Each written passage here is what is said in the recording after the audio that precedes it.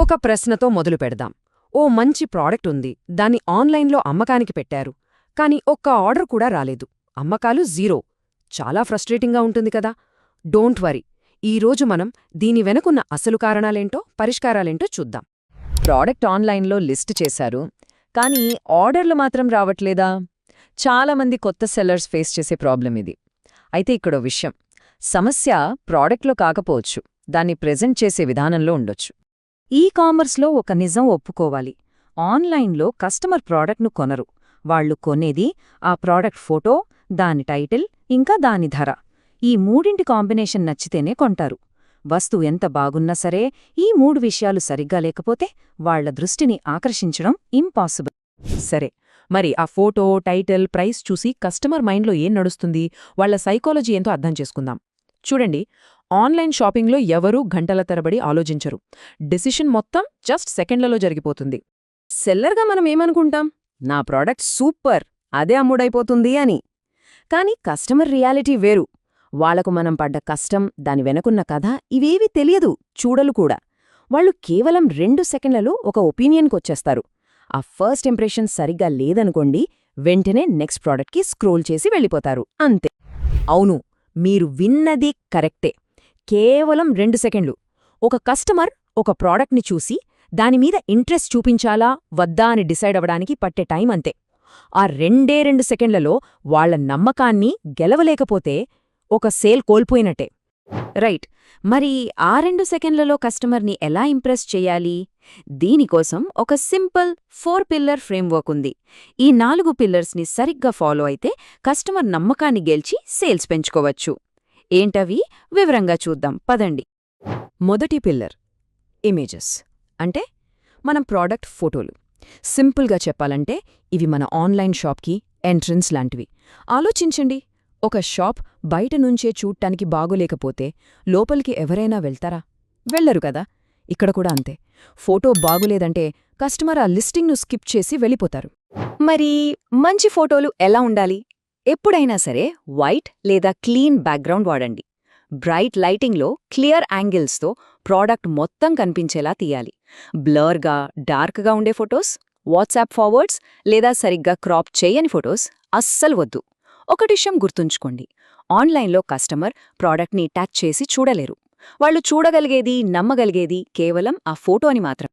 Okay, next second pillar title. Product title అనేది ఒక search key లాంటిదన్నమాట.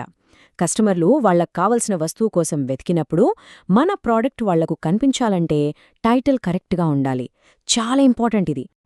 ఒక ఎగ్జాంపుల్ చూద్దాం. బ్యూటిఫుల్ కుర్తీ అని టైటిల్ పెట్టారనుకోండి. ఇది చాలా వేగ్గా ఉంది, దీనివల్ల ఉపయోగం లేదు. దానికి బదులుగా women cotton anarkali kurti, blue colour, daily wear అని పెట్టారనుకోండి. ఇది చాలా స్పెసిఫిక్గా ఉంది. కస్టమర్లు ఎలా సర్చ్ చేస్తారో ఆలోచించి ఆ కీవర్డ్స్ని టైటిల్లో పెట్టడం చాలా అవసరం. ఇక మూడో పిల్లర్ ప్రైసింగ్, అంటే ధర పెట్టడం. ఇది జస్ట్ ఒక మ్యాథ్స్ కాదు, ఇదొక psychological game. Correct price product మీద నమ్మకాన్ని పెంచుతుంది, మార్కెట్లో మనల్ని నిలబెడుతుంది. ప్రైస్ పెట్టడానికి ఈ 3 స్టెప్స్ ఫాలో అవ్వండి. ఫస్ట్, కాంపిటీటర్స్ ఎంత కమ్ముతున్నారో చెక్ చేయండి. సెకండ్, మార్కెట్ రేంజ్లోనే ధర పెట్టండి. మరి ఎక్కువైనా మరి తక్కువైనా నమ్మకం పోతుంది. ఇక థర్డ్, ఇది చాలా ఇంపార్టెంట్. స్టార్టింగ్లో మన ఫస్ట్ గోల్ ప్రాఫిట్ కాదు, ఆర్డర్స్ ఇంకా మంచి రివ్యూస్ సంపాదించడం. మొదట్లో ట్రాక్షన్ బిల్డ్ చేయడం మీదే ఫోకస్ ఉండాలి. ఫైనల్గా 4వ పిల్లర్ డిస్క్రిప్షన్. ప్రాడక్ట్ డిస్క్రిప్షన్ అనేది మన తరపున మాట్లాడే ఒక సైలెంట్ సేల్స్మెన్ లాంటిది. ఇది కస్టమర్ డౌట్స్ అన్నింటినీ క్లియర్ చేసి వాళ్ళని కొనడానికి కన్విన్స్ చేస్తుంది. ఒక్కసారి కస్టమర్లాగా ఆలోచిద్దాం. ఒక వస్తువుని కొనడానికి ముందు మన మైండ్లో ఏమేం ప్రశ్నలొస్తాయి?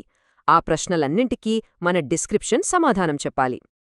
ఒక మంచి డిస్క్రిప్షన్లో ఖచ్చితంగా ఉండాల్సినవేంటంటే, దీని సైజ్ ఎంత, ఏ మెటీరియల్తో చేశారు, దీన్ని ఎలా వాడాలి, అసలిది ఎవరికోసం, ఈ డీటెయిల్స్ అన్నీ క్లియర్గా ఇస్తే కస్టమర్కి డౌట్స్ పోతాయి, నమ్మకం పెరుగుతుంది. అంతేకాదు, రిటర్న్స్ కూడా తగ్గుతాయి. సరే, ఇప్పటిదాకా మనం డిస్కస్ చేసిన పాయింట్స్ని ఒక్కసారి క్విక్గా చూద్దాం. అసలు సేల్స్ జీరో అవ్వడానికి జరిగే కామన్ మిస్టేక్స్ ఏంతో చూసి మన లిస్టింగ్స్లో ఆ తప్పులు లేకుండా చూసుకుందాం.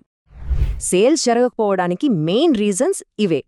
Bad images, wrong title, over priced, trust లేకపోవడం, ఇంకా రివ్యూస్ లేకపోవడం. ఒకసారి మన లిస్టింగ్స్ని ఈ చెక్లిస్ట్తో కంపేర్ చేసి చూసుకోండి.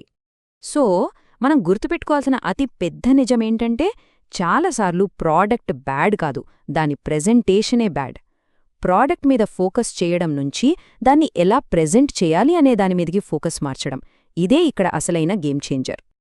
ఓకే, ఫైనల్గా ఈ టిప్స్ అన్నింటినీ కలిపి ఒక పవర్ఫుల్ ఐడియాగా చూద్దాం. ఇది కేవలం టెక్నిక్ కాదు, ఇది బిజినెస్ మైండ్ సెట్ని మార్చే ఒక షిఫ్ట్.